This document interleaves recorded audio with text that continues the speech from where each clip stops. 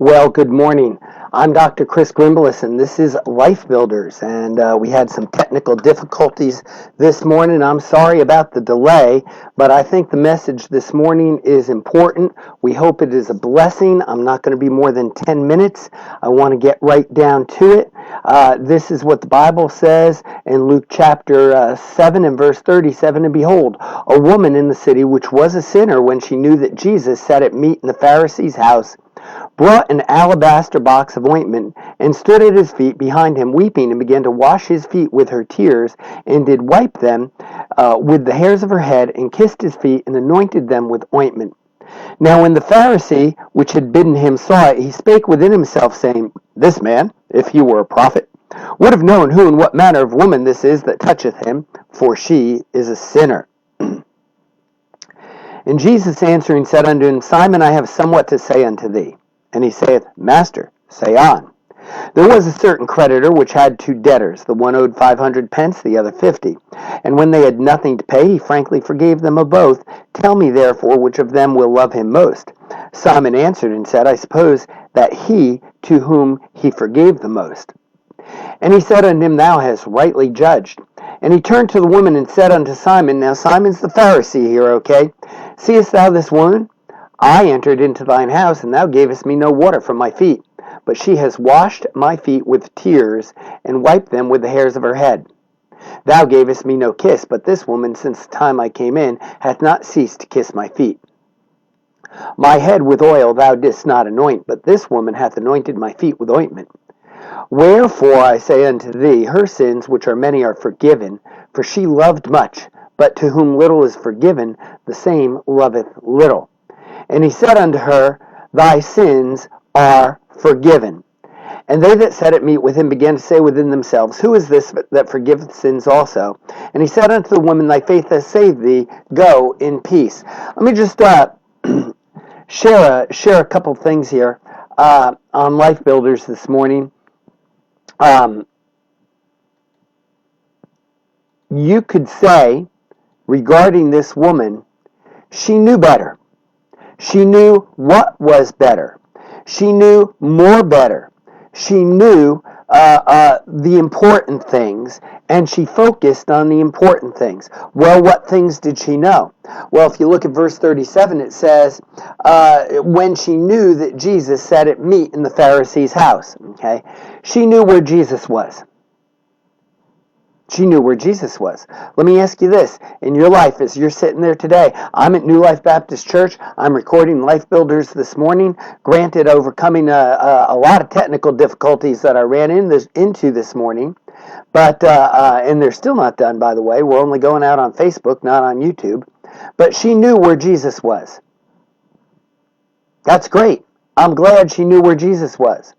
Are we so caught up in the rat race? Are we so caught up in life? Are we so fearful? Are we so discombobulated? Are we so over the top that we don't know where Jesus is in our lives? Have we lost our sense of presence when it comes to the Lord being with us?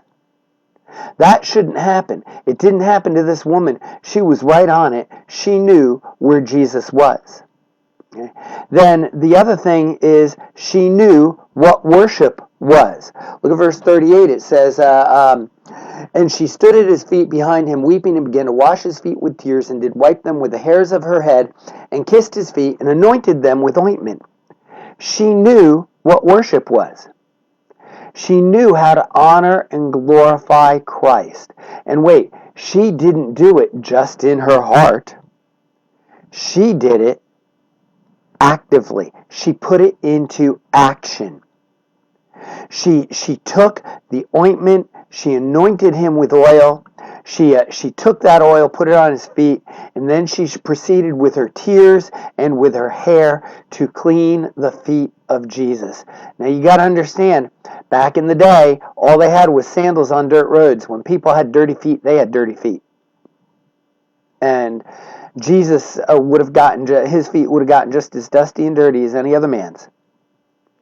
So for her to wash his feet with her hair was taking on a whole load of dirt that didn't belong to her.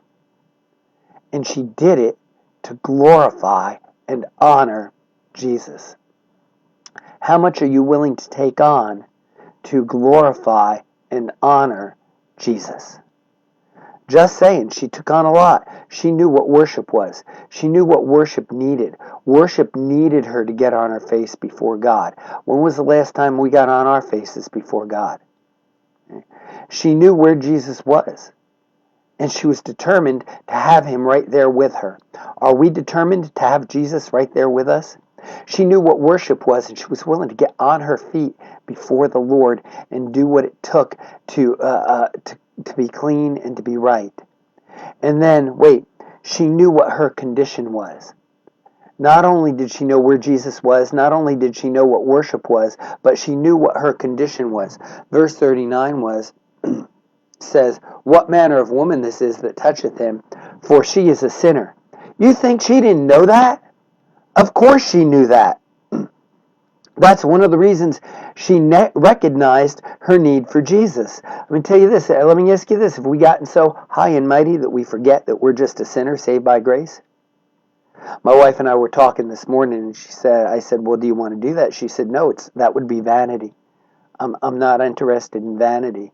We should not be interested in vanity. The Pharisee in the story, Simon, all he cared about was putting on a good show. It's not about a good show.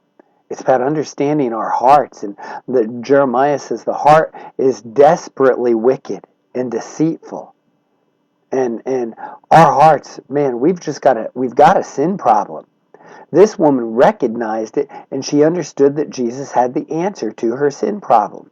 So she knew where Jesus was. She knew what worship was. She knew what her condition was.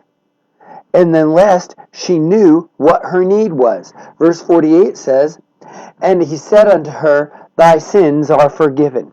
She knew she needed forgiveness. She knew she had a challenge. She knew what her need was.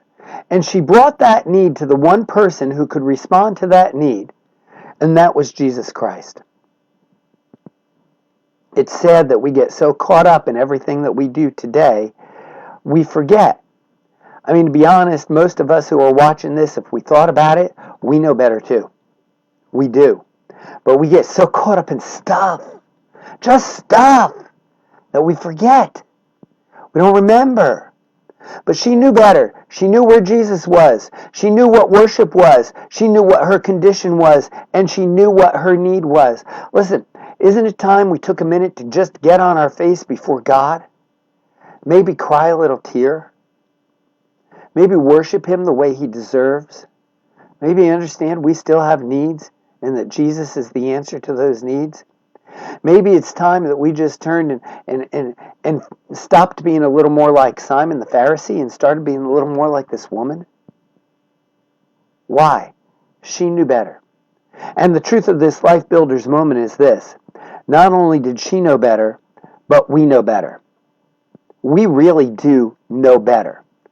So we really ought to be in a position where we want the presence of Jesus with us. We're determined to worship Him. We understand our condition. We're still sinners saved by grace. And we understand that we still need Jesus. We forget it because we get so busy and so tied up. We forget it because, listen, we're well-doing. Simon wasn't doing a bad thing. Okay? He wasn't doing a bad thing by having Jesus over to the house. Okay? But the woman knew better than the Pharisee did. I think we ought to take a lesson from the woman. Get with Jesus. Worship Him. Share our needs. Let Him answer. I'm telling you, it'll revolutionize your life. It'll change you. It'll help you. It'll be a blessing to you today and every day that you're willing to spend a few minutes with Jesus. It's the answer to what ails you.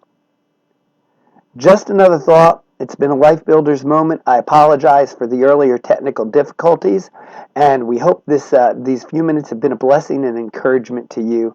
Have a great day on purpose. And listen, it's Thursday. It's only a couple more days till Sunday. We'd love to see you at the exciting New Life Baptist Church Sunday morning. You have a great day on purpose. Bye now.